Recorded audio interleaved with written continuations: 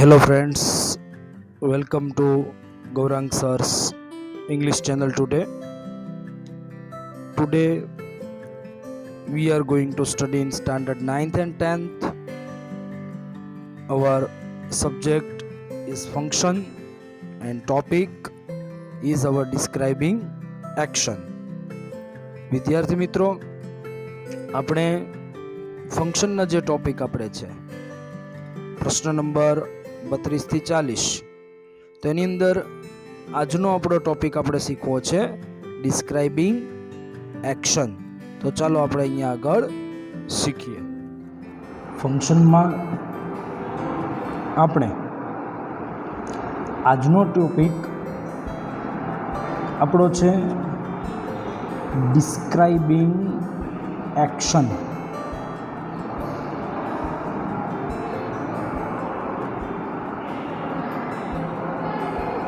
Describing action જે છે, તો ડિસ્ક્રાઇબિંગ એક્શનની અંદર કેવી રીતે આપણે આપણું આ વાક્ય છે એ વાક્ય આપણે આપવાનું છે, કેવી રીતે આપણે વાક્યને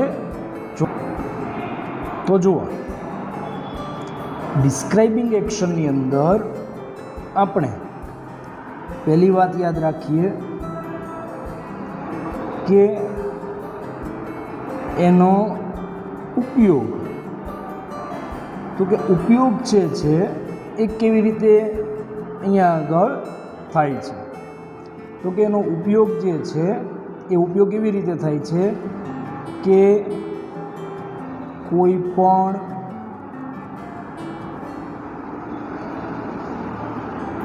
ઘટનાની ક્રિયા દર્શાવવા માટે, કોઈ પણ ઘટનાની ક્રિયા દર્શાવવા માટે. તો એક્શન જે છે, તો એક્શનનો મિનિંગ જ થાય છે ક્રિયા. તો કેવી ક્રિયા બતાવવાની છે, તો એ આપણે અહીંયા આગળ યાદ રાખીશું કે આપણે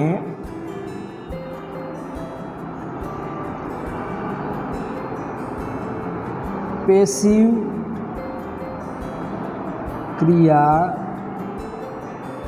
દર્શાવવાની છે. જો ખાસ ધ્યાન રાખજો, પેસિવ બતાવવાનું છે. આપણે એક્ટિવ અને પેસિવ આ ટોપિક 10મા ધોરણની અંદર આપણે શીખ્યા છીએ. તો એક્ટિવ અને પેસિવ જે છે એમાંથી અહીંયા આગળ આપણે ડિસ્ક્રાઇબિંગ એક્શનમાં જે આપણો ટોપિક અત્યારે છે એમાં આપણે અહીંયા આગળ પેસિવમાં અહીંયા આગળ આપણે બતાવવાનું છે. તો પેસિવમાં જ્યારે બતાવવાનું થાય છે તો આપણી પાસે તો કે અહીંયા આગળ એની વાક્ય રચના, એટલે કે એની સેન્ટન્સ પેટર્ન શું હોય, કેવી હોય, કેવી રીતે હોય, તો એને આપણે સમજીએ. તો અહીંયા આગળ જે વાક્ય રચના આપણે બનાવવાની છે, તો એ વાક્ય રચનાની અંદર આપણે ખાસ એ ધ્યાન રાખશું કે કર્તા એની સાથે આપણે એમ, ઇઝ, આર, હજી પણ બતાવી શકશું આપણે વોઝ અથવા વેર. પછી V3. જો વિદ્યાર્થીઓ યાદ રાખજો કે V3 એટલે શું છે, તો કે ક્રિયાપદનું ભૂત કૃદંતનું રૂપ, જેને આપણે ત્રીજા રૂપ તરીકે પણ ઓળખી શકીએ છીએ. અને પછી અહીંયા આગળ આપણે મૂકી દેવાનું છે જે તે કર્મ અને અન્ય શબ્દ. તો આ જે વાક્ય રચના આપણે બતાવી કે જેમાં આપણે am, is, are, was, were, V3 બતાવવાના છીએ, તો આ ક્રિયા જે આપણે બતાવી છે એ ક્રિયા તો કે એની અંદર શેનો સમાવેશ કર્યો? તો આપણે સમજવા માટે કહી શકીએ કે આપણે અહીંયા આગળ સમાવેશ કર્યો છે સાદો વર્તમાન કાળ અને સાદો ભૂતકાળ. આ બેયનો સમાવેશ આપણે અહીંયા આગળ કરી ચૂક્યા છીએ. જો એમ ઇઝ આર એટલે આપણી માટે થઈ જાય ઈ સાદો વર્તમાન કાળ. વોઝ વેર તો એ આપણી માટે થઈ જાય સાદો ભૂતકાળ. અને બંનેની સાથે આપણે લેવાનું છે અહીંયા આગળ V3.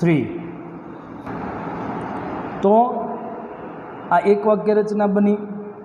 હવે આપણે એમ કહીએ કે આપણે બીજી જોવી છે, તો કે આપણે એમ કહીએ કે સાદો વર્તમાન કાળ ને સાદો ભૂતકાળ તો લીધું, તો ચાલુ વર્તમાન કાળ અને ચાલુ ભૂતકાળ જો આપણે જોવો હશે તો પણ આપણી માટે સિમ્પલ છે કે કર્તા એમ ઇઝ આર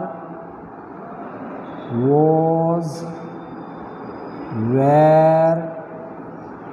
પછી હવે અહીંયા આગળ શું આવી જાય? બીંગ.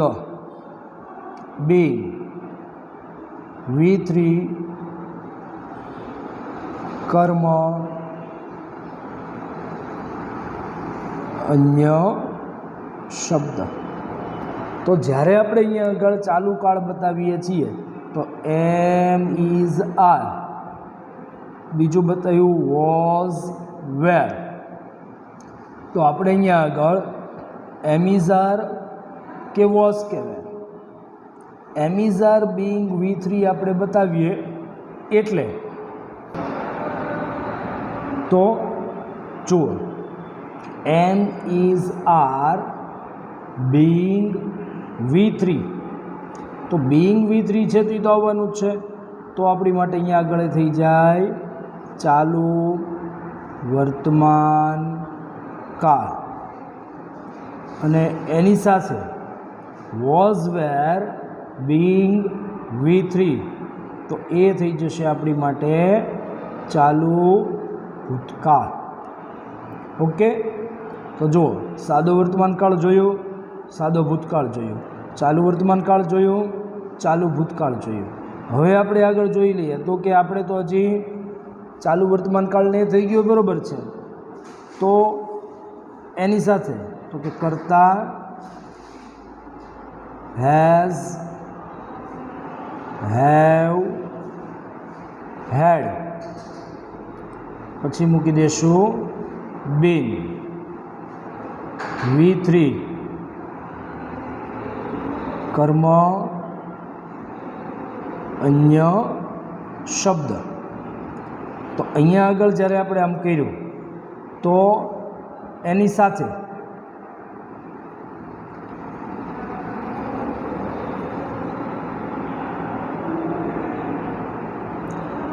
તો અહીંયા આગળ જોઈએ આપણે કે આપણી પાસે આવ્યું અહીંયા આગળ હેઝ હેવ બીન V3. તો અહીંયા આગળ પાછા આપણે કહી શકીએ કે હેવ હેઝ આવ્યું તો એ બને છે અહીંયા આગળ પૂર્ણ વર્તમાન કાળ. અને અહીંયા આગળ આવી ગયું હેડ બીન V3 એટલે આપણી માટે અહીંયા આગળ થઈ જાય છે પૂર્ણ ભૂતકાળ. ચાલો ક્લિયર અહીંયા સુધીમાં? તો હજી આપણે જોઈ શકીએ આપણે કે કોઈ પણ મોડલ ઓક્ઝિલરીઝ આપણી પાસે છે, જ્યારે કોઈ પણ મોડલ ઓક્ઝિલરીઝ તો કર્તા મોડલ ઓક્ઝિલરી બી V3 કર્મ અન્ય શબ્દ. તો આ મોડલ ઓક્ઝિલરી જે છે એ મોડલ ઓક્ઝિલરી કઈ છે તો આપણે એને અહીંયા આગળ યાદ રાખી લઈએ. આની અંદર આપણે સાદો ભવિષ્યકાળનો પણ સમાવેશ થઈ જાય છે. જો મોડલ ઓક્ઝિલરીઝમાં આપણે shall, will, can, could, may, might, must. એની સાથે સાથે આપણે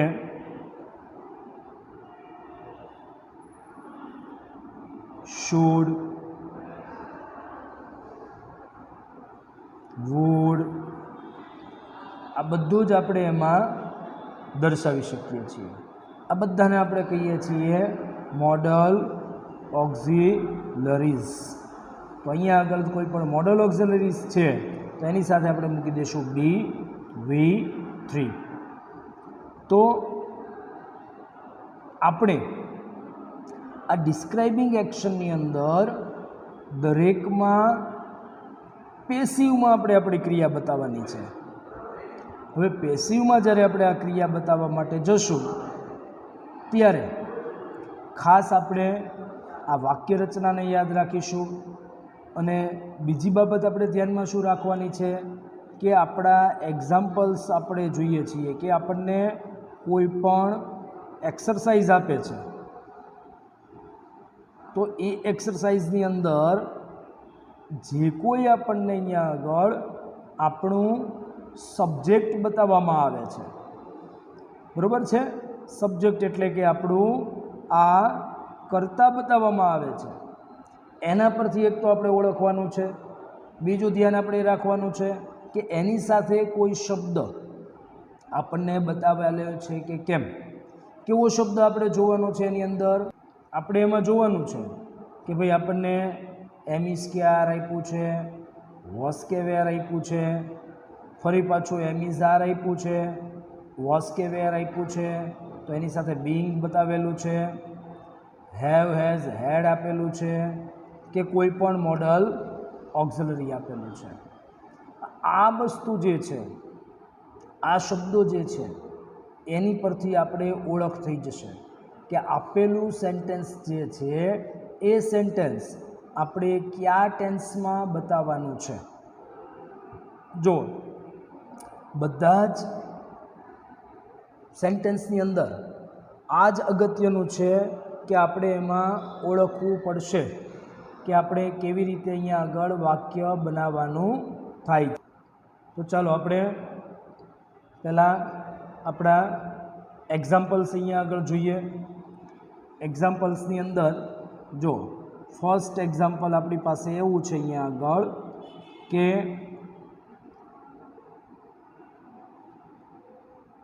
an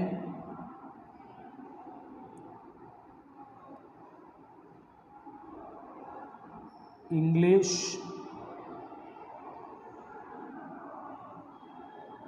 sentence is. પછી આપણે આપ્યું અહીંયા આગળ ખાલી જગ્યા. અહીંયા આગળ આપણે કીધું કે શોવિંગ એક્શન, આવું આપણને કીધું. હવે જ્યારે આપણને આવું કીધું કે એન ઇંગ્લિશ સેન્ટેન્સ ઇઝ, પછી આપણને કીધું કે શોવિંગ એક્શન, તો આપણે હવે આપણી રીતે અહીંયા આગળ સમજી લઈએ પહેલાં કે આપેલું જે અહીંયા આગળ આપણી પાસેનું સેન્ટેન્સ છે એ સેન્ટેન્સમાં આપણે પહેલાં એન ઇંગ્લિશ સેન્ટેન્સ, તો આ સેન્ટેન્સ ઉપર તમે ફોકસ કરશો એટલે કર્તા તમને મળશે. આ આપણું શું મળે છે અહીંયા આગળ કર્તા મળે છે.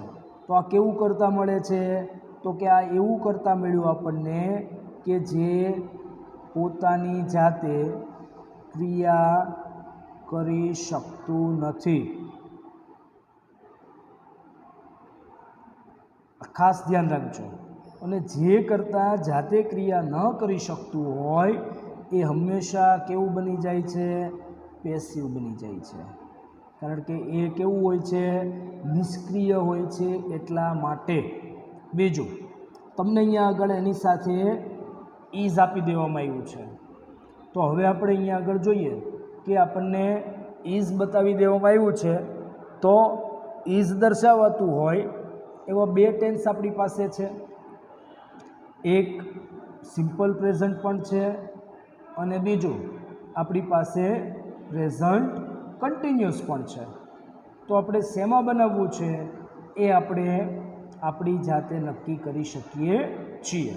તો આપણે એમ કહીએ તમે કે સર આપણે અહીંયા આગળ આ સેન્ટેન્સ છે એનો આન્સર આપણે સિમ્પલ પ્રેઝન્ટમાં આપવો છે તો એ આપી શકશો આપણે કે એન ઇંગ્લિશ સેન્ટેન્સ ઇઝ. હવે ઇંગ્લિશ સેન્ટેન્સ છે તો હવે આપણે અહીંયા આગળ ઉપયોગ કરવાનું શું થાય છે V3. હવે V3 શેને આધારે નક્કી કરવાનું જે આપણને અહીંયા આગળ કરતા આપ્યું હોય એની કેવી ક્રિયા બની શકે છે એ ખાસ આપણે જોવાનું. એની જેવી ક્રિયા બની શકતી હશે એ મુજબનું આપણે અહીંયા આગળ V3 આપવાનું છે. તો આપણી માટે અહીંયા આગળ આપણું કરતા કયું બની ગયું સેન્ટેન્સ. તો સેન્ટેન્સને શું કરી શકાય તો કે એને લખી શકાય, વાંચી શકાય, એનું વર્ણન કરી શકાય, એને દર્શાવી શકાય, એને નોંધી શકાય. જુઓ કેટલી બધી ક્રિયા અહીંયા આગળ બની છે. તો આપણે એમ કહીએ છીએ કે આપણે એવું કહેવું છે કે અહીંયા આગળ આ વાક્ય છે એને લખાયું છે. તો આપણે અહીંયા આગળ લખાયું માટે તો આપણે અહીંયા આગળ એનું V1 થાય રાઈટ. તો આપણે એનું V3 તો V3 શું આપી દેવાના છીએ આપણે રિટન. તો N English sentence is return. બરાબર છે. તો અહીંયા આગળ V3 આવી ગયું. હવે કર્મ અન્ય શબ્દ તો is return in a book. આ થઈ ગયું તમારું સેન્ટેન્સ.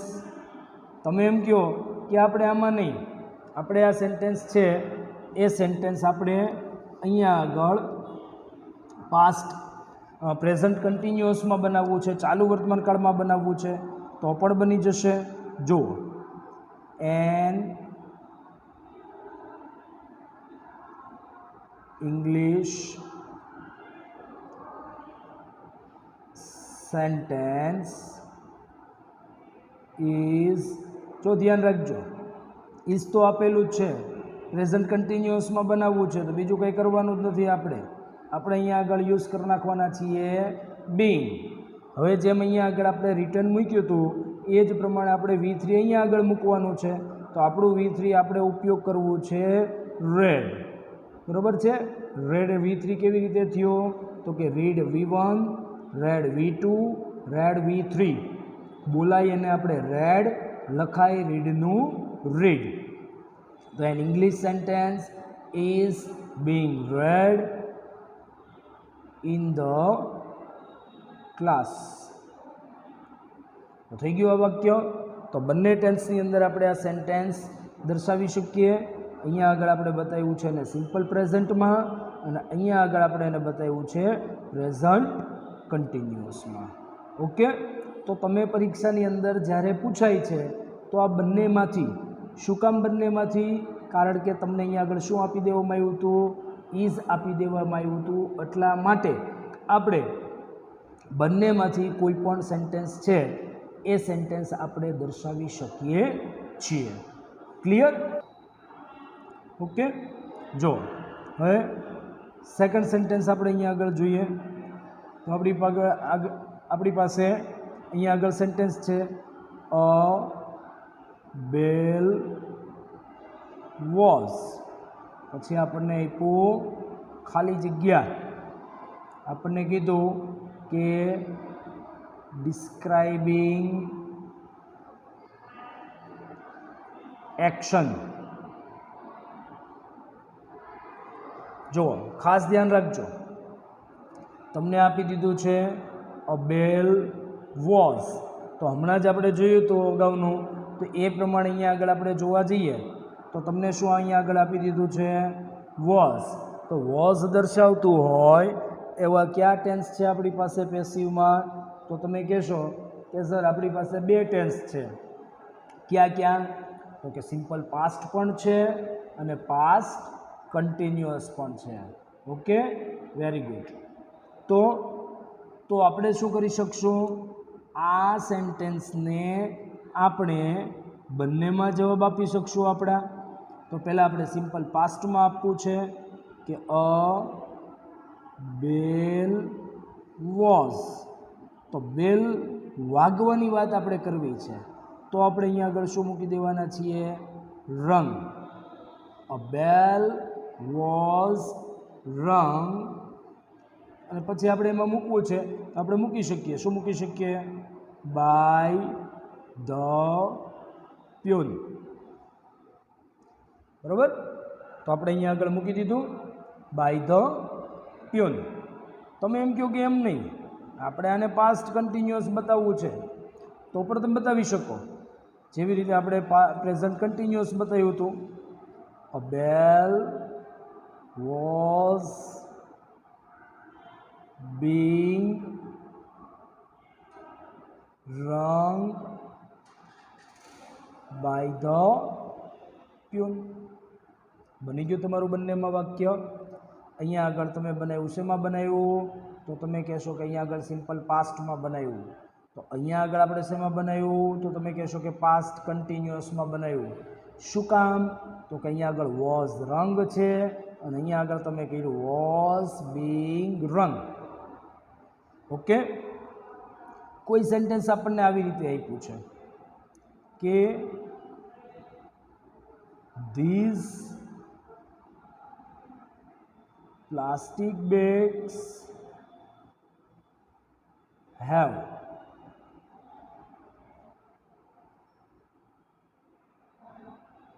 showing action. આવું વાક્ય આપ્યું છે કે ધીઝ પ્લાસ્ટિક બેગ્સ હેવ. હવે તો કે તમે હજી અહીંયા આગળ ફોકસ કરો. કયો શબ્દ આપી દીધો?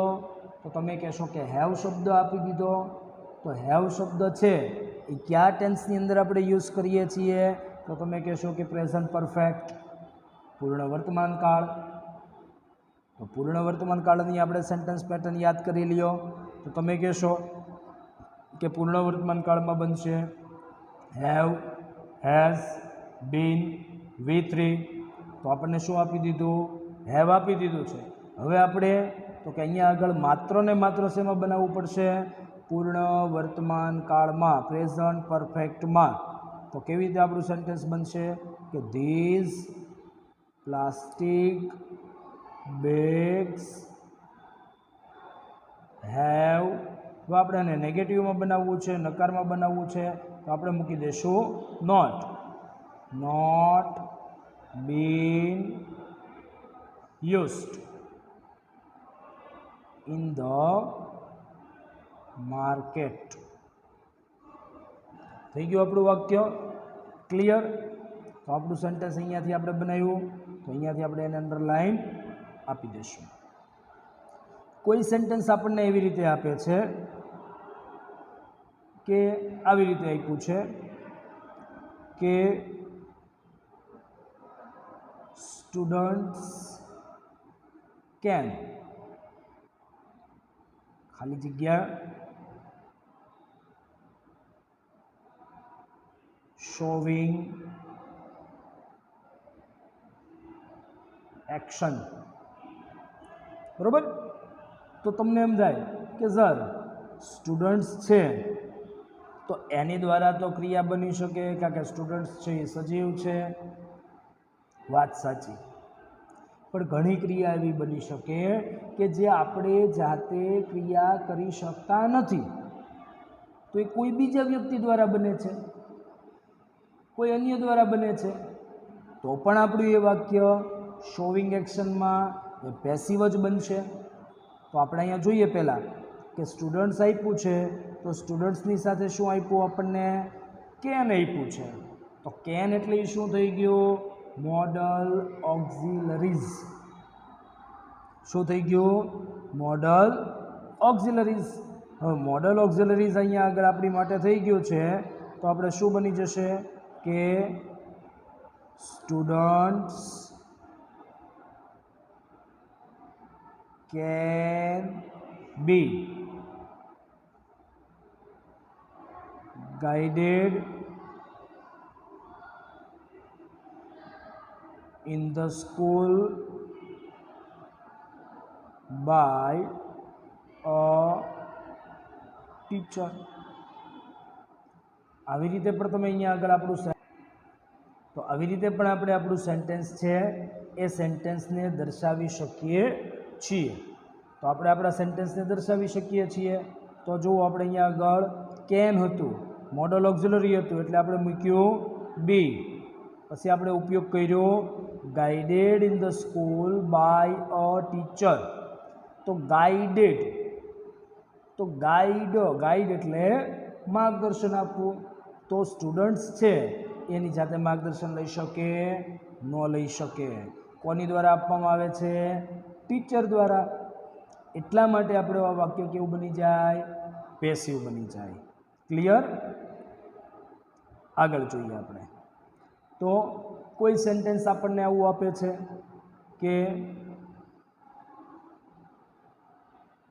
મેની પોયમ્સ, ખાલી જગ્યા. તમને કીધું શોવિંગ એક્શન, શોવિંગ એક્શન. તો તમે કીધું કે મેની પોયમ્સ, ઘણી કવિતાઓ, ઘણા કાવ્યો. તો જુઓ તો હવે સાથે કાંઈ આપ્યું છે? Am, is, are, was, were છે. Have, has, had. કોઈ મોડલ ઓક્ઝિલરી આપ્યું છે આપણને? Shall, will, would, can, could, may, might, must આપ્યું છે. તમે એમ કહેશો ના કાંઈ નથી આપ્યું, માત્ર આપણું કરતા જ આપેલું છે. તો માત્ર કરતા જ્યારે આપેલું હોય ત્યારે આપણે શું કરવાનું? તમને સારું લાગે, તમને સહેલું લાગે એવા ટેન્સથી આ સેન્ટેન્સ આપણે બનાવી શકાય છે. તો આપણને ફાવે એવા ટેન્સથી. તો આપણે અહીંયા આગળ આપણો જવાબ છે એ જવાબ આપણે લખીએ. તો મેની પોયમ્સ. તો કે આપણે એમ કહીએ કે મને સર સિમ્પલ પ્રેઝન્ટ અથવા તો પાસ્ટ પરફેક્ટ એમ મારે લખવું છે. તો સિમ્પલ પ્રેઝન્ટમાં લખવા જઈએ તો માત્ર પહેલાં અહીંયા જોઈ લેવાનું શું આપ્યું છે? તો કે પોયમ્સ, કરતા જોઈ લેવાનું. પોયમ્સ કેવું આપ્યું છે? તો કે બહુવચન આપ્યું છે. બહુવચન આપ્યું છે એટલે આપણે શું મૂકી દઈશું? આર. જો એક વચન હોત તો માત્ર શું મૂકે? ઇઝ. તો મેની પોયમ્સ આર. પછી તો કે અહીંયા આગળ એની સાથે આપણું ક્રિયાપદ આપણે ઉપયોગ કરવાનું છે. તો કે અહીંયા આગળ આપણે ઉપયોગ કરીએ સમ. સીધો જ આપણે સિમ્પલ પ્રેઝન્ટ ટેન્સથી આપણે બનાવવાનું છે. સિમ્પલ પ્રેઝન્ટ ટેન્સથી બનાવ્યું. અહીંયા આગળ આવી ગયું આર, અહીંયા આગળ થઈ ગયું સમ. In the classroom by. બરાબર? અને પછી આપણે અહીંયા આગળ નામ મૂકી દઈએ ધ્યેય. તો આપણું વાક્ય શું બની ગયું?